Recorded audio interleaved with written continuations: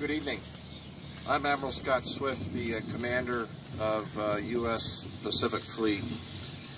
I've got a brief statement to make, and I'll take your questions following that statement. As most of you know, the guided missile destroyer USS John McCain was involved in a collision with the merchant vessel Alnick MC while underway east of the Straits of Malacca yesterday at 5:24 a.m. local time, Monday, August 21st. McCain was transiting to a routine port visit in Singapore when the collision occurred. Right now, we are still searching for our 10 missing sailors. That remains our focus. Our thoughts and prayers continue to be with the families of those sailors and the families of our sailors who were injured. Ships and aircraft from the Royal Malaysian Navy and Republic of Singapore Navy joined search efforts yesterday and continue to provide assistance along with aircraft from the USS America. The U.S. Navy and Marine Corps divers joined the search today, assessing sealed compartments in damaged parts of the ship. The divers were able to locate some remains in those sealed compartments during their search today. Additionally, the Malaysian Navy has reported that they have located potential remains. They are working to confirm and identify those remains. As more information comes in, we will make it available. While the search and rescue efforts continue, I sincerely thank our Singapore partners, our Malaysia partners, and everyone who has responded with urgency, compassion, and tireless commitment. 4 of the 5 sailors injured were medically evacuated by a Singapore Navy helicopter to a hospital in Singapore for non-life-threatening injuries. The 5th injured sailor was transferred after John S. McCain arrived here in port. I visited with those sailors earlier today, and they are doing well. John S. McCain and America arrived in Changi Naval Base yesterday afternoon. While both ships are in Singapore, America is providing messing and berthing services to John S. McCain crew members and supporting damage control efforts on board, which are focused on dewatering the ship and restoring auxiliary systems. Our priority here in Singapore is taking care of the crew and their families, ensuring they have all the resources they need and are updated on the status of their ship and their shipmates. I visited with the crew today. They are tough and they are resilient. It is clear that their damage control efforts saved their ship and saved lives. I ask all of you to keep the affected sailors and their families in your thoughts and prayers, and respect their privacy.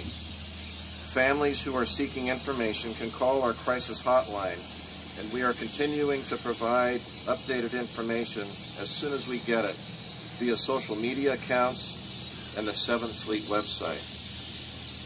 From my visit in John S. McCain today, I can tell you that she has sustained significant damage to her port side aft. The flooding was halted, but the extent of the damage is still being determined. We will conduct a thorough and full investigation into this collision, what occurred, what happened, and how it happened.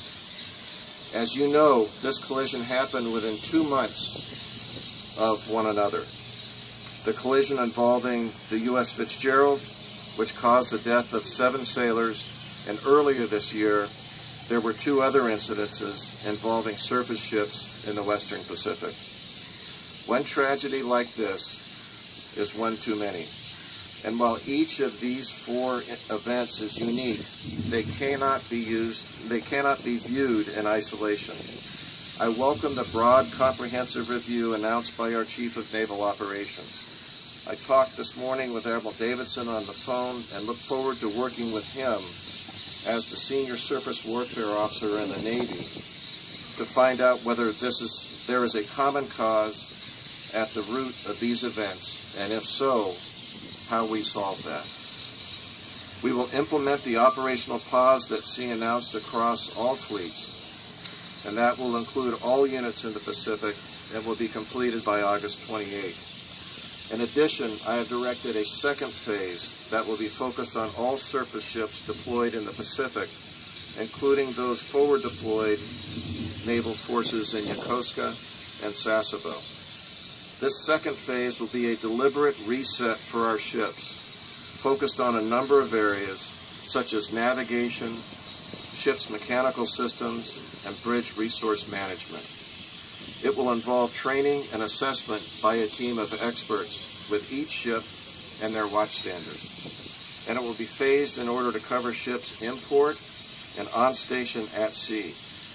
We will take what we learn through each phase and apply it as we progress. Tomorrow I'll be traveling to Yokosuka for discussions with 7th Fleet leadership and engage with the families of the U.S.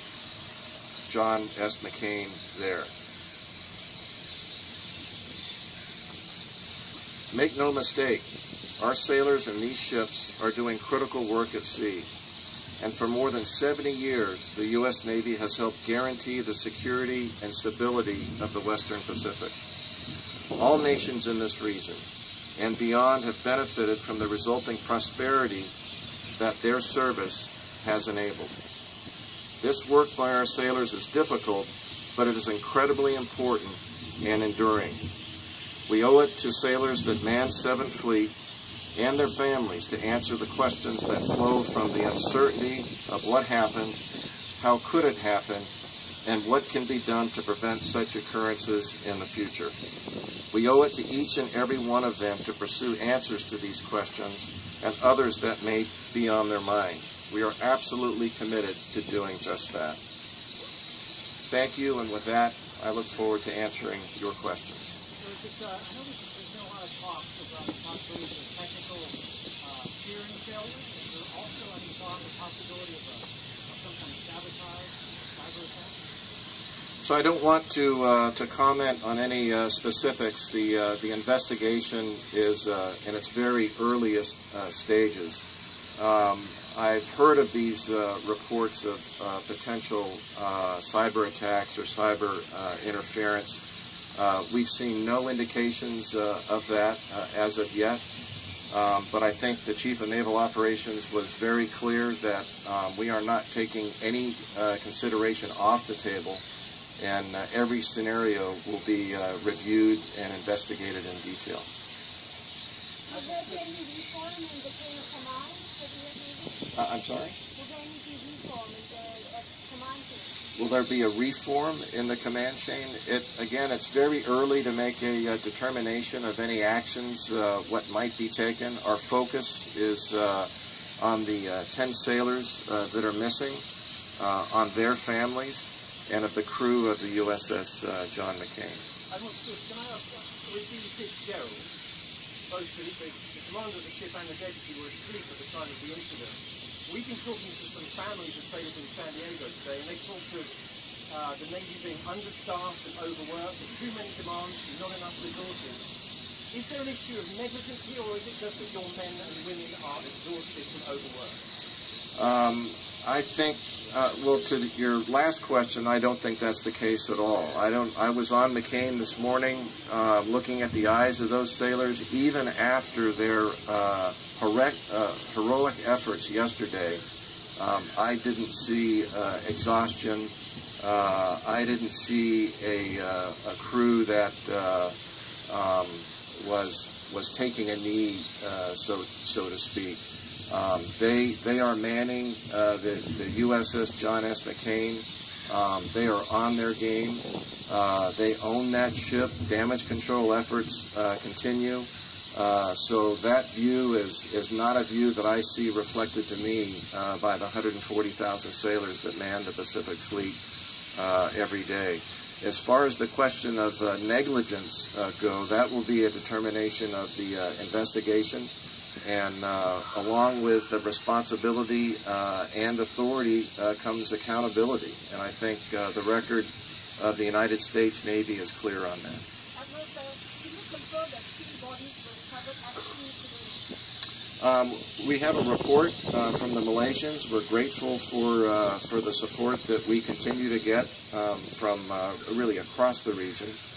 We have a report that they have found a body.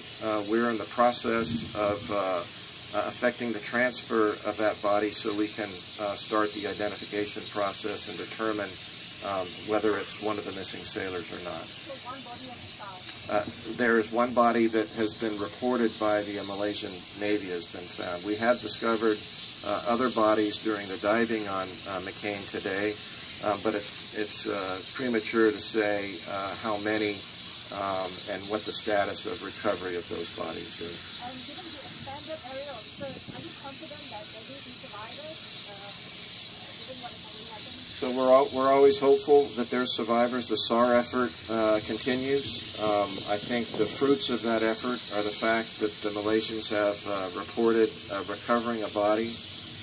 So until we have exhausted any potential of recovering survivors or bodies, the search and rescue efforts will continue.